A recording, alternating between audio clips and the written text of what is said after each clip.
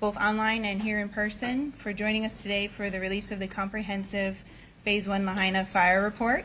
To start off, Attorney General Lopez will provide an overview and summary of the purpose of this independent analysis conducted by the Fire Safety Research Institute, or FSRI. We will then welcome up Steve Kerber, PhD, and Vice President and Executive Director of Fire Safety Research Institute, and Derek Alconis, FSRI's Research Program Manager. They will explain the data and findings of the Phase 1 report. After that, we will go into a reporter Q&A. There's a couple housekeeping rules for the reporter Q&A I wanted to go over. In order to allow every media outlet an opportunity to speak and ask a question, we will take one round of questions, one question from each media outlet. You can let me know you have a question by raising a hand. I'll call on you in turn. We have a microphone that we're going to use, so if you have a question, let me know. We'll hand you the microphone so that the viewers online can hear what you have to ask. For reporters online who wish to ask questions, please text them to me at the cell number that I provided earlier, and I will do my best to insert your questions into the mix. Please also include your name and the agency that you are working with. And with that said, I'd like to welcome up Attorney General Ann Lopez.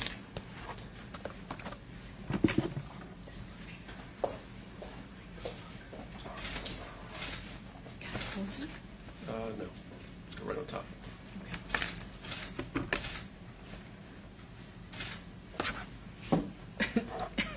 You want me to stand on this? All right.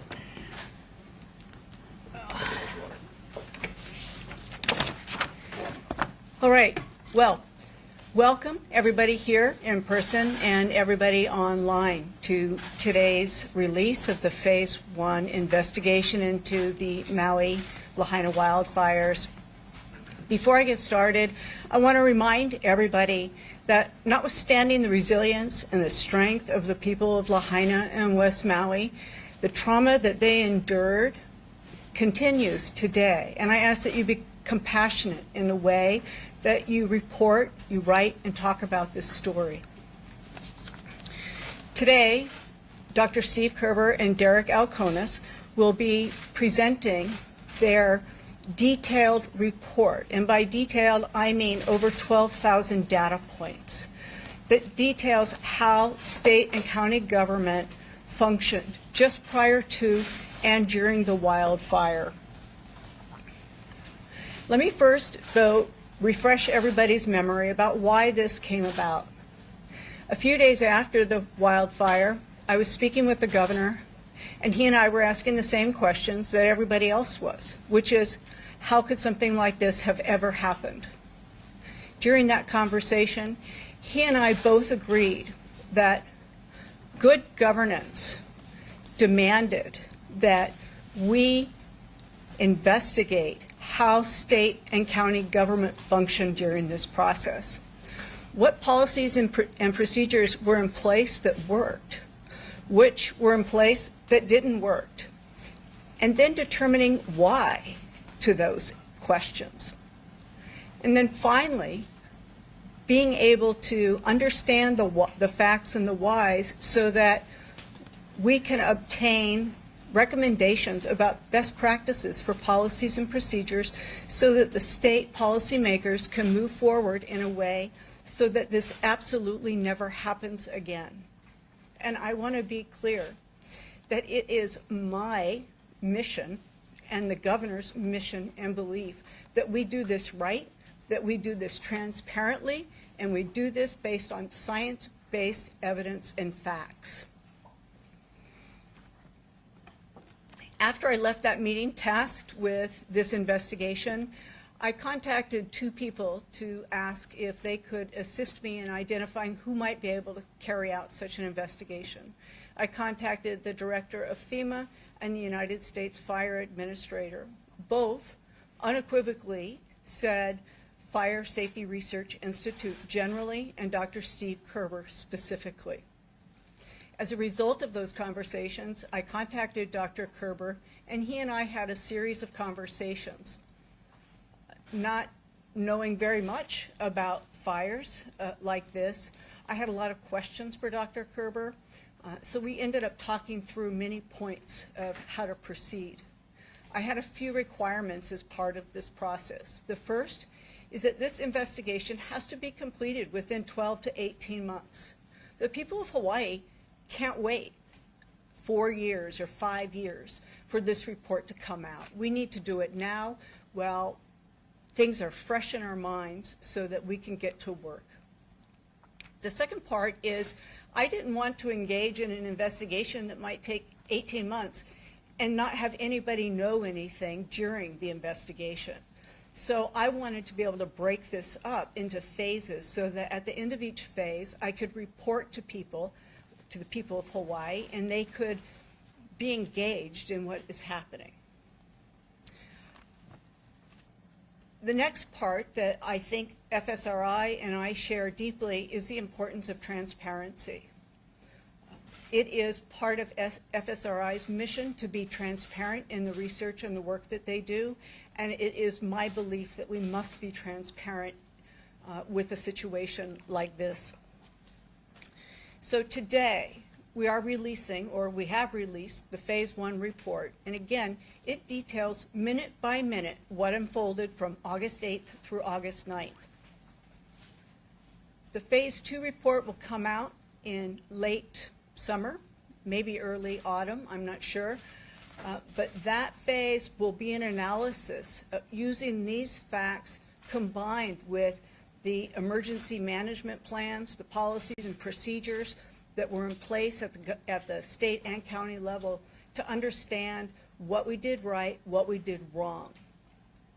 And then the final phase will be released before the end of the year, and that will include from FSRI's research-based understanding the best practices and for policies and procedures and priorities on a going forward basis so that policymakers in Hawaii can get to work figuring out how we move forward and keep everybody safe.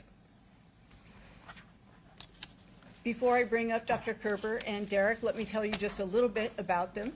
Dr. Kerber is a 13-year veteran of the fire service. He currently leads the fire safety research work that is dedicated to solving the issues, the problems that arise with unresolved fire, with ensuring that through science they are able to help Hawaii and the world learn how to prevent disasters like these, prevent death and injury and loss. Mr. Alconis is a 31-year veteran of the Los Angeles Fire Department. He retired as an assistant chief of the Air and Wildfire Division. He currently is FSRI's, I'm going to say, operational manager. He implements the work that FSRI does, and that includes this investigation here. So, without further ado, Dr. Kerber.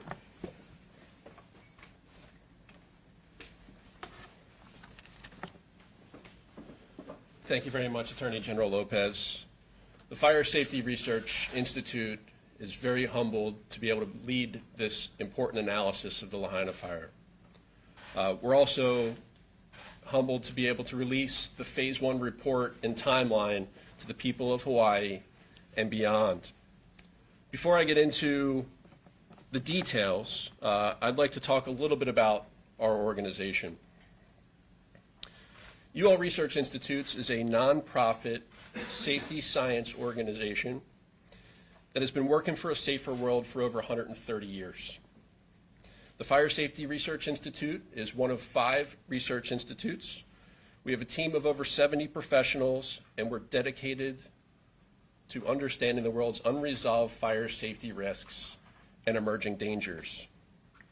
We conduct research in many areas, including firefighter health and safety, fire investigation, battery fire safety, fire dynamics and materials, and of course wildland-urban interface fires. We also, across all of these research areas, participate in a lot of investigations and analyses to better understand fire across all of these areas so that we can prevent incidents like this one from happening in the future. As Attorney General Lopez stated, this is broken up into several phases. And really the importance of that is to get information to the people of Hawaii in a timely manner and to be transparent about all of the facts and all of the components of the investigation. So as you can see here, when Attorney General Lopez contacted us, clearly we were paying a lot of attention to what was going on in Lahaina and really had the same question that she had. How is it possible that something like this could happen?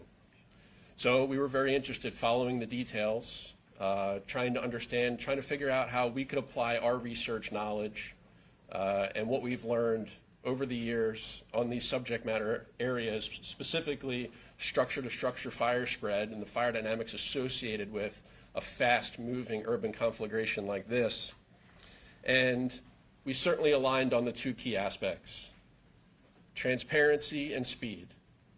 Speed not at the detriment of accuracy, but in order to get things out in a very quick timeline and to be openly available.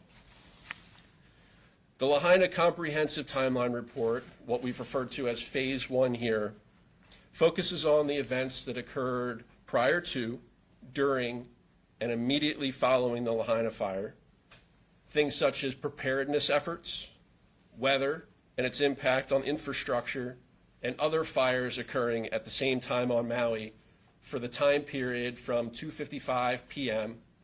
through 8:30 a.m. on the 9th. This phase does not include an investigation of the cause. The cause investigation will be conducted by the Bureau of Alcohol, Tobacco, Firearms, and Explosives, and in partnership with Maui County. We have a long history with ATF. We've been their partner for several research projects. We've been their training partner in teaching their new fire investigators fire dynamics. In our opinion, the ATF is the best cause and origin investigation organization that exists. So when AG Lopez and myself were discussing that, if we were to add to our team to do a cause and origin investigation, we would have called the folks at ATF that were involved. So we felt that it was important that we allow them to do their work, we don't duplicate efforts, and we take the results of their investigation, of which they have briefed us on, and we look forward to the release of their cause and origin investigation, but it does not have an impact on our Phase 1 that we're releasing today. So as you can see here, as we release Phase 1, we transition to Phase 2. Phase 2 is an analysis of the facts that we've gathered. We're going to examine all aspects of this tragedy to include the actions of responding organizations, the evacuation, how the fire protection systems operated, and many more aspects of this tragedy. Finally, in Phase 3, we're going to look forward. We're going to do a lot of work with the residents of Maui and the organizations there to see how we can prevent this from happening in the future, applying understanding of best practices, principles, policies, procedures, and really get into what we can do going forward. With that, to get into the process, I'm going to pass it over to our lead investigator, Derek Alconis.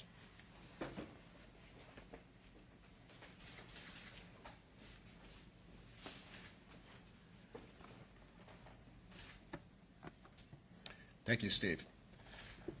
The process of any investigation, or we call it a comprehensive analysis in this case, starts with gathering the facts. And what are those facts? Those facts consist of dispatch records, computer-data dispatch records, communications that went on between the firefighters and the police officers. And so we made those requests via email to Maui County and started processing that information and dropping it into a timeline, because you need to know the facts. That's the first part. We also reached out to Hawaiian Electric and had conversations with them and gathered information with them as well as all of the state agencies and other agencies or organizations that were involved in preparedness and response. We also were on site with our team starting in August and extending into November, walking the streets of Lahaina, documenting in detail the loss that was suffered, the structural damage, identifying potentially where we can analyze and identify where, answer the question of why some structures survived and some did not. We wanted to understand the areas where lives were lost, understand the fire's progression through those areas, which required hundreds of pictures and videos on the ground, from the air, and even reaching out to residents, hundreds of residents, and talking with them about their experience, learning what they observed. And at times they would offer their images to us that were time-stamped, that we can drop into the timeline, and so we can get a better understanding of the fire's progression. We also had these technical discussions with firefighters, police officers that were on scene, and the state officials, elected officials, and others that we can make contact with to find exactly where the fire was at a particular moment and the actions of the responding agencies.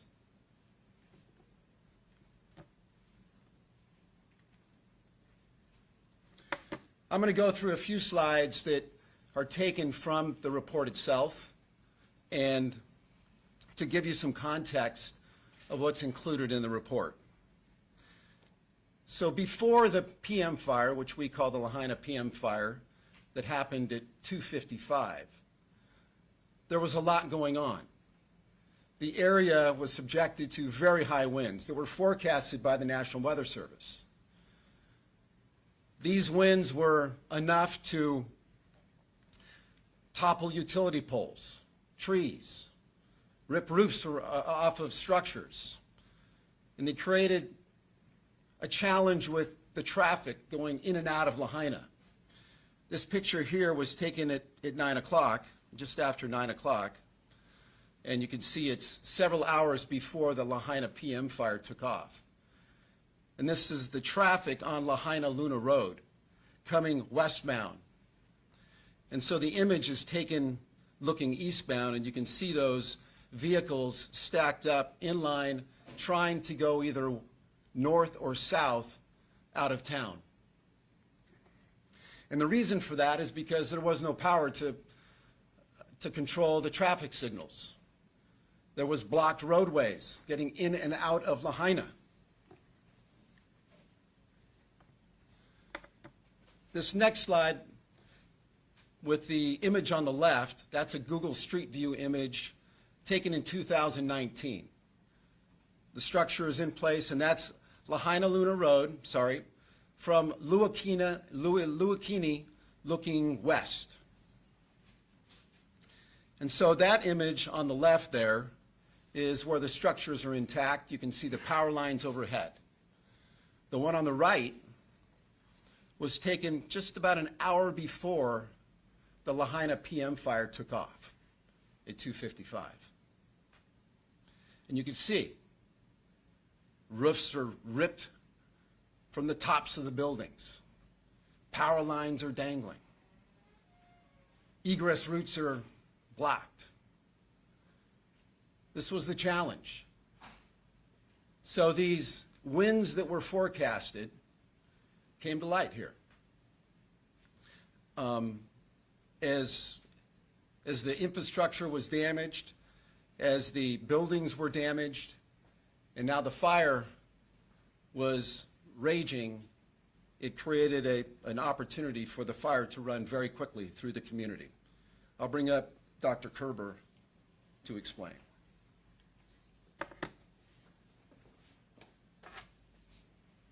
key to the timeline is understanding how, why, and how fast the fire progressed. In the report, you'll see a detailed timeline of the fire's progression.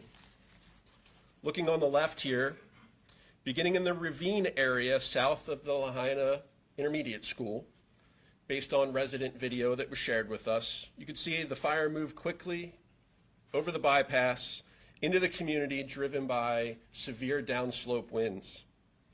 As it spread, it exposed many houses on both sides of Lahaina Luna Road and transitioned into an urban conflagration.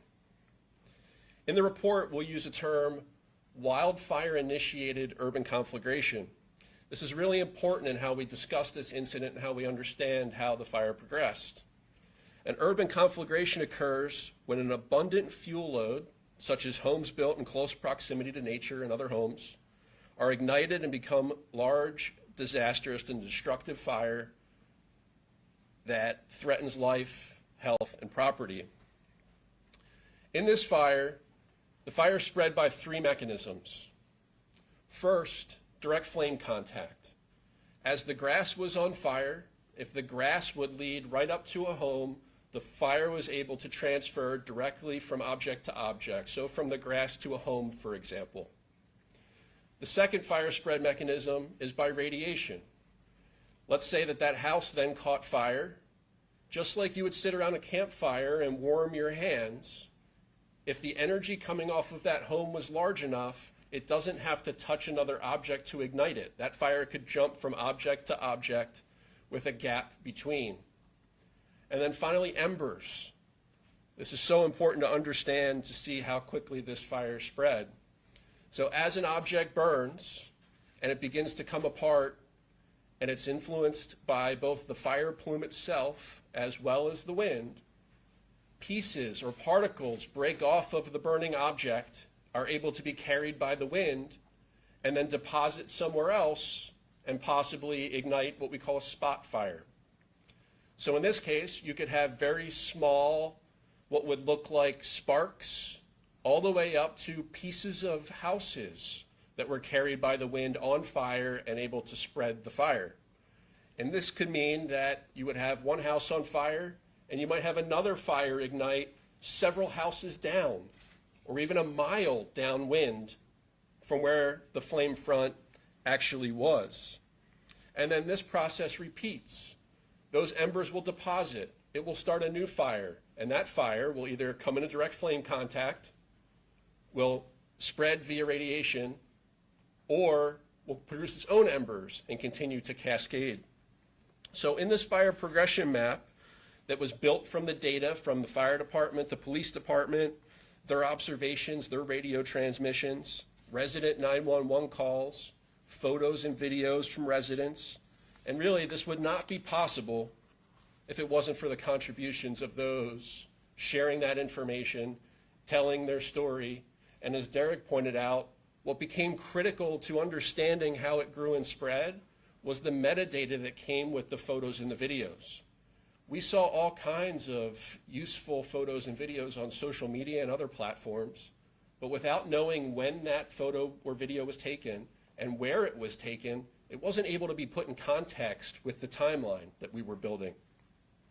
So really important that we were able to gather that information. And on the right-hand side, what I want you to see is an animation of the data to give you an appreciation of how the fire spread. So as I start that video, you'll see the fire quickly move towards the ocean to the west. That fire spread through the urban area, also moved south through the grass to other structures in the southern part of Lahaina. And then the fire spread across the grass to the north and westward through the Waiakuli neighborhood to the ocean again. And then as time progressed from there, it spread to the perimeter, which you see is the outlined area in both of the maps. And you can see the general direction on the left at which it took. And this paints the picture and essentially the baseline of how that fire moved through the community. We will also share that animation so that people can really look at it in detail and break it down. Also in the report, this is one example of what you're going to see as a deep dive into all aspects of that fire progression. So every dot that you see on the map is a data point that will be explained and how it fits into the fire progression. You will also see the arrows indicating the general movement of the fire. In this case, it's a snapshot from 4:42 p.m. to 5:42 p.m. as the fire moved quickly to the west towards the ocean, over the highway, and ultimately with embers going over Coahoma Stream into the industrial area.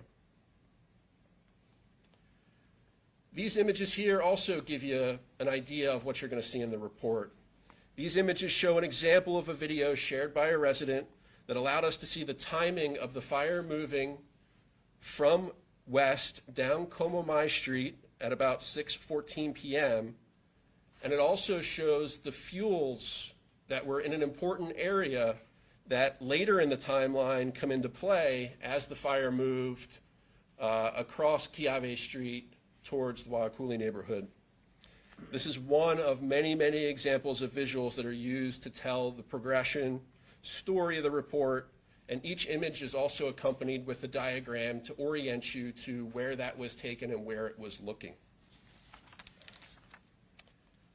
I'll pass it back to Derek to talk about the response.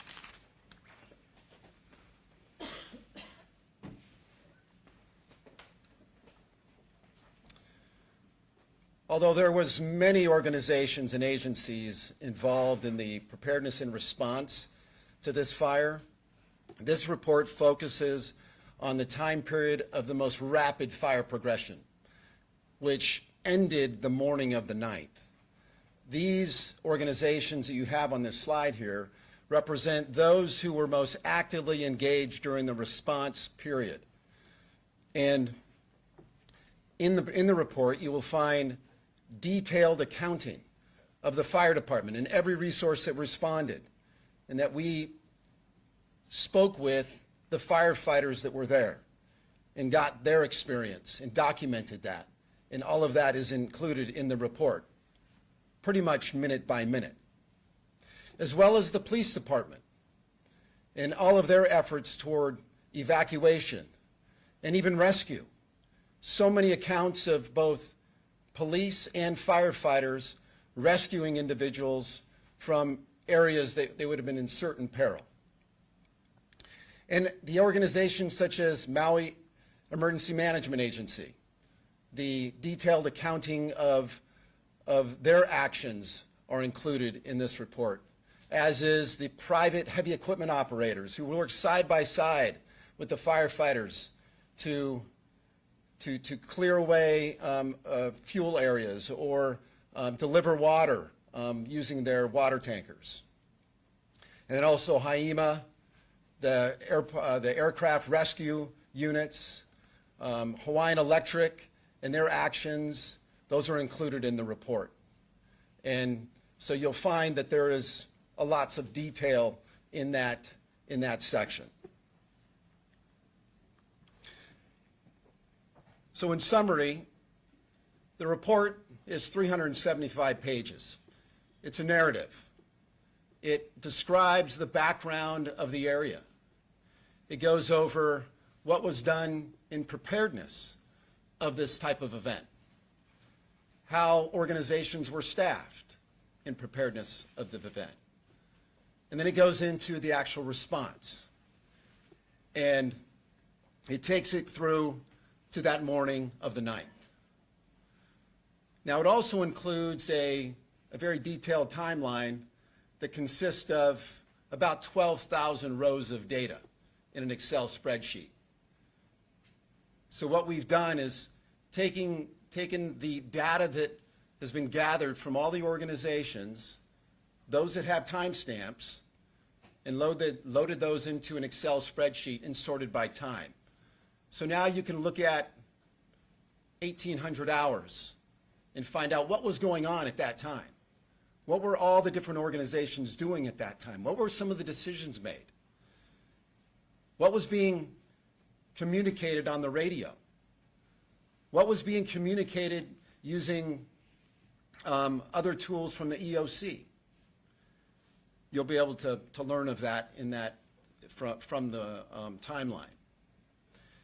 So this report is designed, too, to be useful to everybody, to organizations that want to study this further, to residents, whoever may want to learn from this event and move forward. We feel like it's organized in a fashion that you can use it to identify your own recommendations of what needs to happen. And we'll be doing the same. Now, I will say that what this report doesn't capture is the loss, the people, the challenges that they've gone through, the pain, the sorrow. And some of those things will be analyzed later. But you need the facts first. That's the most important part right now. So I'll turn it over to AG Lopez.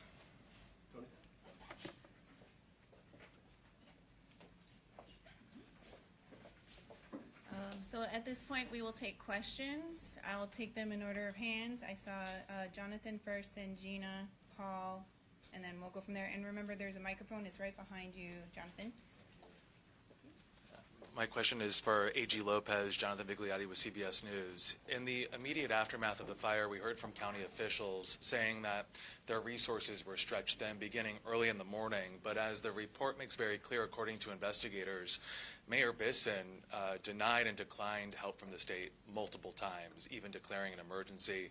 The state even warned that they may do so over him. Does this amount to negligence? I'm going to focus on the purpose of this report. I am not commenting at this time on the actions of anybody. This phase one is so that we can understand what happened on a minute-by-minute basis. How people acted, how government responded is, whether we were successful or not, is what happens in phase two. And I want to be clear. The purpose, the underlying foundation of this report is not to place blame on anybody. This is about never letting this happen again. And that is my focus and will continue to be my focus. Gina Mangieri, KHON2 News. In the interviews and the technical discussions that are in this report with Herman and Daya and with the mayor and others, who would have done those interviews, number one? And number two, what was your takeaway from that? We heard in advance of the release of this report much about having to subpoena to get information, that there seemed to have been a lack of willingness. When the interviews and technical discussions took place with Herman and Daya and with the mayor, how was the demeanor, the responsiveness, and the amount of information that you got back from them? I'll let Dr. Kerber and Mr. Alconis answer.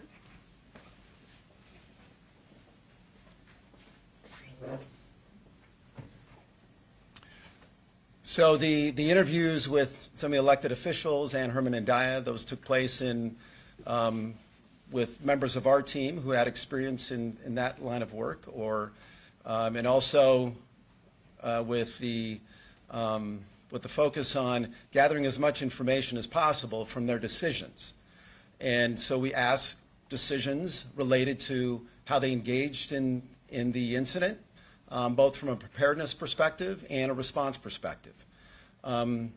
We asked the questions, they provided the answers. At times they couldn't recall, and they would say that.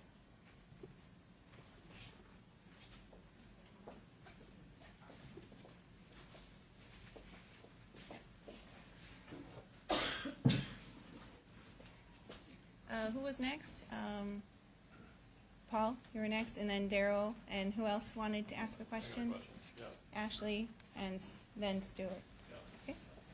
A couple of questions regarding some of the data. You mentioned, or you showed the animation. Any idea on how fast this fire spread at its quickest? And I know that as you look through and we saw from the area, there were some areas that weren't as impacted by the fire. I know that's going to come out in phase two, but can you talk at least a little bit about what was going on with that fire? Yeah, so the fire absolutely progressed very quickly. To put a time on it, I mean, you will have point-by-point ability to see how it moved and spread, but looking at it from a big picture perspective, we saw spot fires at the ocean front within an hour, within about 90 minutes. So traveling over a mile in about 90 minutes is incredibly fast. And you'll also see areas that burned and areas that did not burn, which will be an important part of phase 2 is understanding why. But you'll clearly see, as we talked about how embers work and how ember movement works, it allows the fire to jump. And another aspect that will be part of phase 2 is the role that the fire department played, the residents played, the police officers played in stopping fire progression. A number of efforts will be easily explained once you see the structures that are left and why they were left remaining. Also, when you guys ask your questions, say who it is that you want to talk to. Who is next? I'm sorry. Ashley. Ashley. Okay. I think this is for Attorney General. In the report you talk about, Maui County not wanting to receive emailed requests anymore and instead subpoenas. Were they cooperative up until that November date, sending you back information via the email request? And, what specific information were you requesting right before they said they would like to be subpoenaed instead? When we initially started, Derek and Steve and that team were working directly with the county employees through the Corporation Council. At some point, and I'm not going to speculate as to why, because of perhaps the number of requests and the breadth of the data being requested, I believe that they asked for subpoenas so that that would help them figure out how to structure their responses and what they were doing. They also asked then for subpoenas with respect to all of the interviews.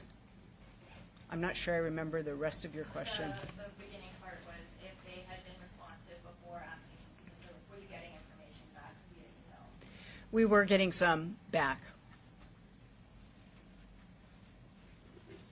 Next one, Stuart. Hi, my name's Stuart Yurton. I'm with Civil Beat here in Honolulu. This would be for Dr. Kerber.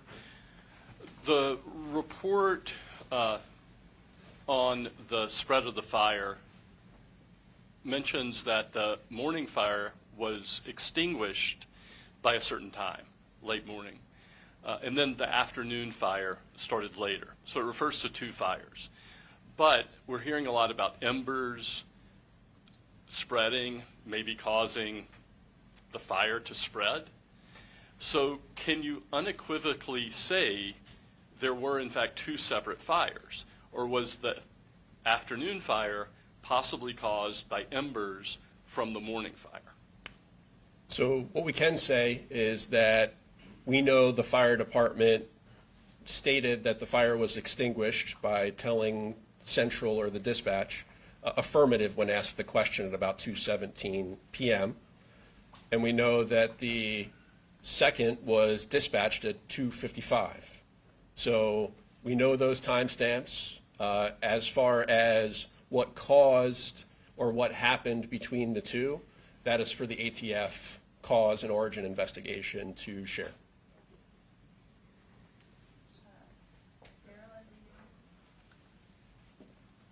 To follow up on that, Daryl Huff from Hawaii News Now.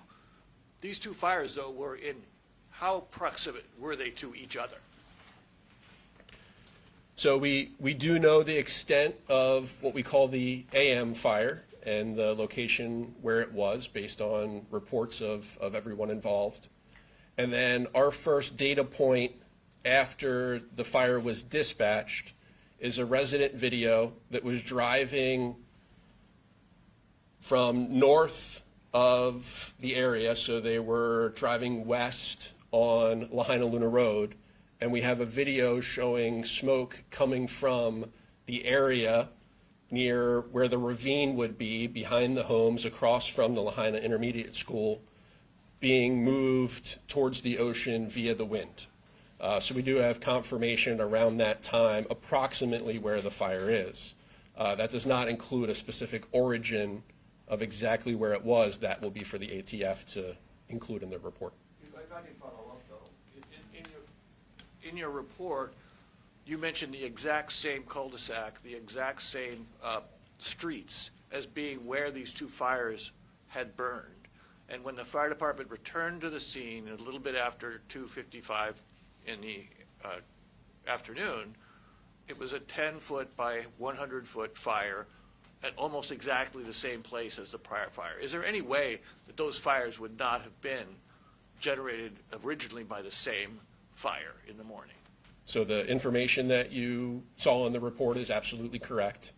I'm not going to get into whether or not it was the same. It was absolutely in the same area. Yeah, this question's for Dr. Kerber. Sorry, man. No worries. My name's Peter. I'm with the Honolulu Star-Advertiser. You mentioned that you were briefed on the ATF's findings so far. Where are they in that investigation? What kind of a time frame? Are they letting you guys know that they're going to share their entire report with the Maui Fire Department? And then the follow-up to that would be, how difficult is it to perform this type of analysis and you know, after action look at government's response when we don't know where the fire started, how it started, you know, all that sort of data? How key is that to completing this, and what sort of timeline are you working with? Sure. So the first question there around the ATF interaction, when we got to Lahaina to begin the analysis, they were very open to explaining where they were in their process,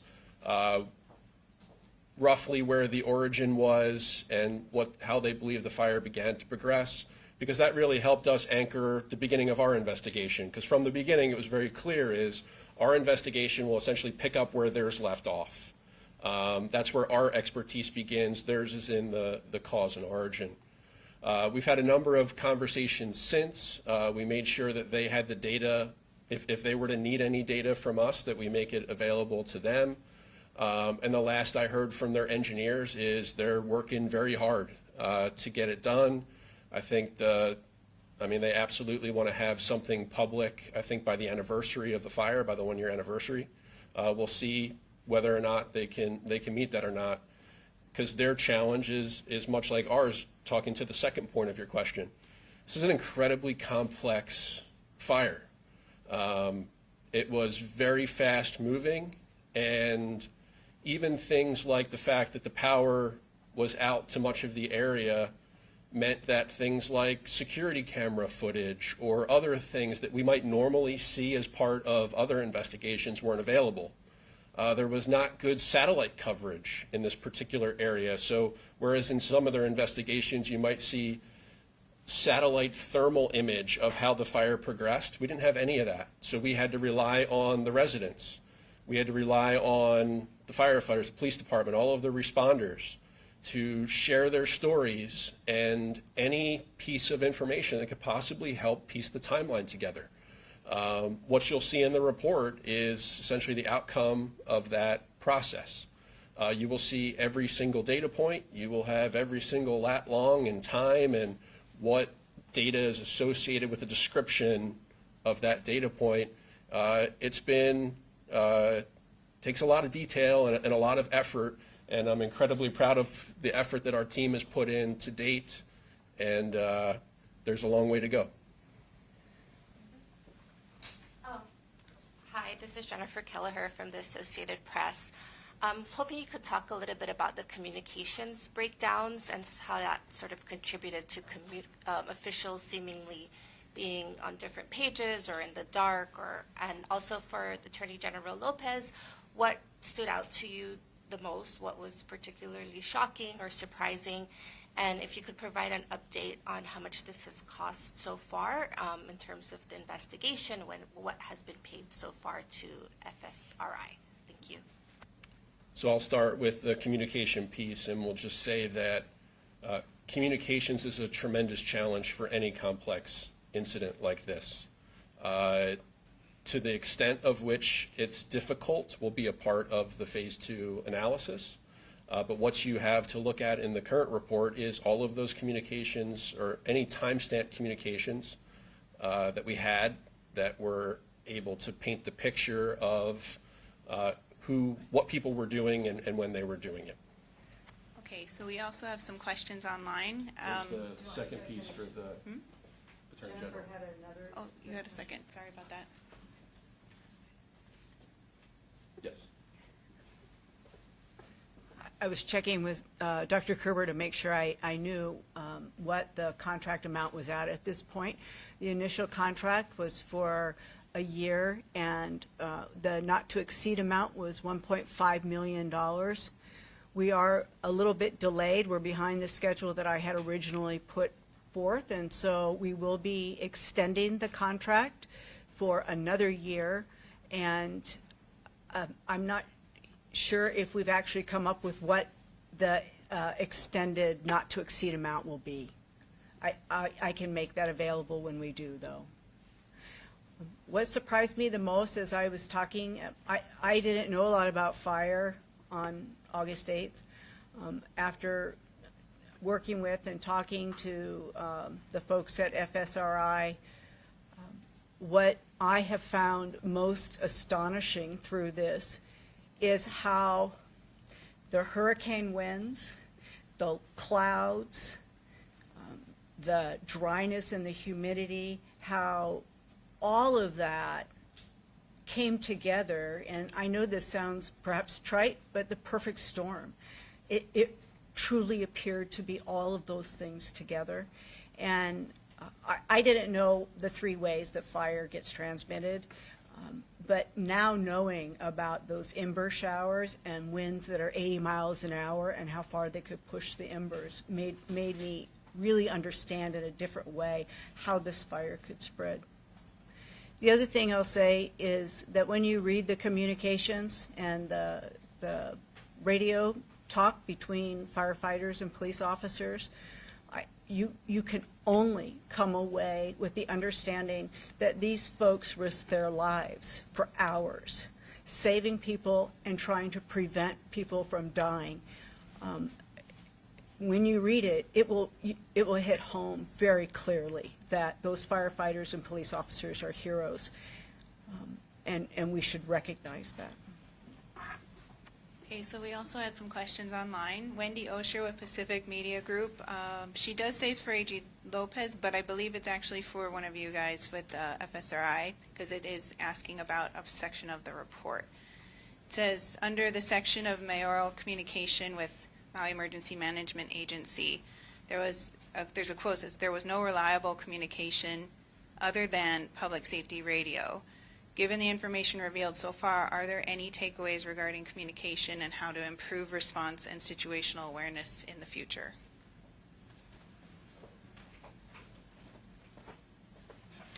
I think this is in reference to the communications from the EOC to the HIEMA and other organizations that were monitoring the incident. Yes, you'll find in the report that there is a difficulty with gaining information from the EOC. You'll read about that in the section that addresses the EOC and HIEMA. And there is, in terms of the reason for that challenge, that's going to be analyzed in subsequent reports. But these are just the facts.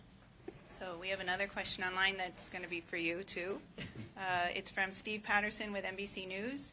It says, on page 241, it is noted that while other agencies good submitted ICS forms, they were noted as not submitted from Maui Emergency Management Agency. How many times did you request the info? How many times, or why was it denied or ignored? And what do you hope to learn from that data? This information from this is from the EOC and MEMA Form 214s, I believe. And that's correct. We have limited information from the EOC, from MEMA, but we do have some, and we have made multiple requests for that information. We have just in the past few months, we received some logs from those people who were in the EOC. That was after interviews that we discovered that there was some information that was to be learned from some logs. and that's where we gain that information from. Okay, was there anyone else who didn't have a question already in the group here? Okay, we have one final question it says for Attorney General Lopez.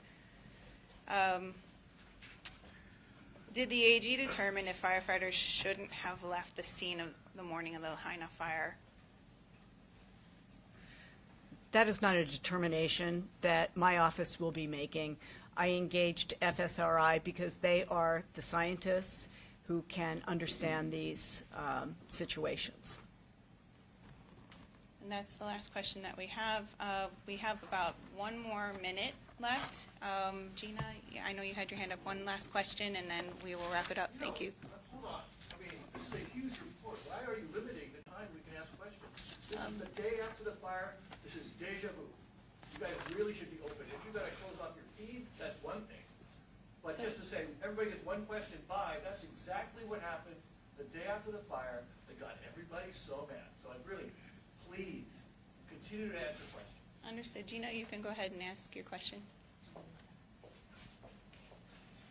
Gina Mangieri, KHON2 News. I know that for this report, Attorney General, you mentioned this is not the blame assessment or that, but will you continue to pursue this? We see, whether it's in the mayor's technical discussion or with Herman and Daya, there appears to be times when the shot callers made, at minimum, a bad call or underestimated the extremity of what was about to hit or potentially could have gone into negligence. Will you be looking and will you follow up on everything from negligence to civil to either criminal liability, should any exist? We're going to continue this investigation, and we will follow it wherever it leads. Okay. There was one last question online. It was to ask about the firefighters, the emergency responders, and the response overall. There was a lot of miscommunication in the media, and they wanted to hear a little further about what it is that, what you actually determine.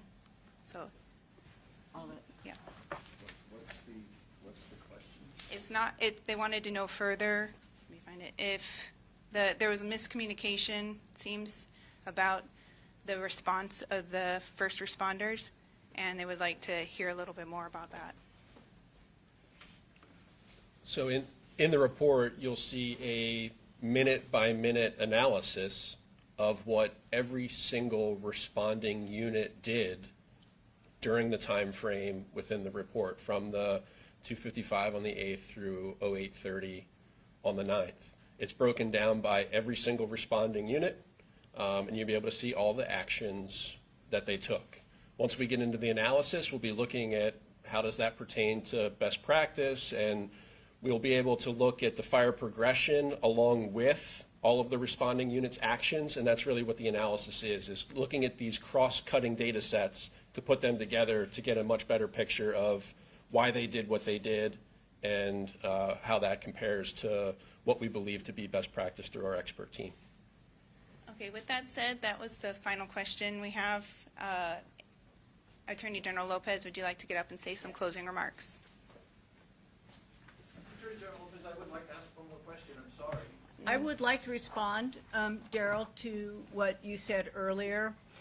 What I would like is for people to unpack this report. It is truly 12,000 lines on a spreadsheet and a 400-page report.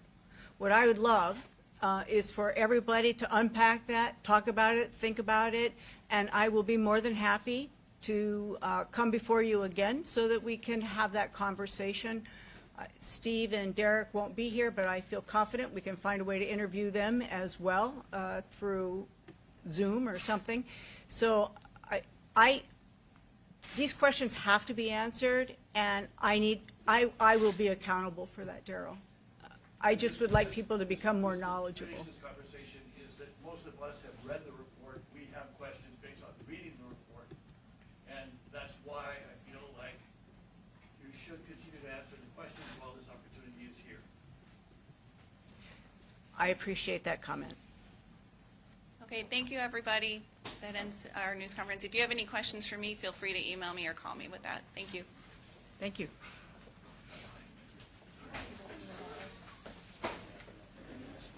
Yep.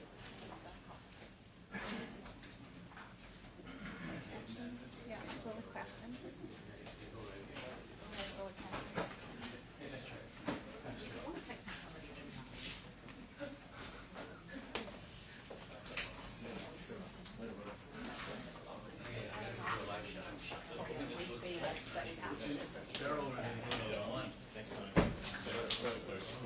Okay.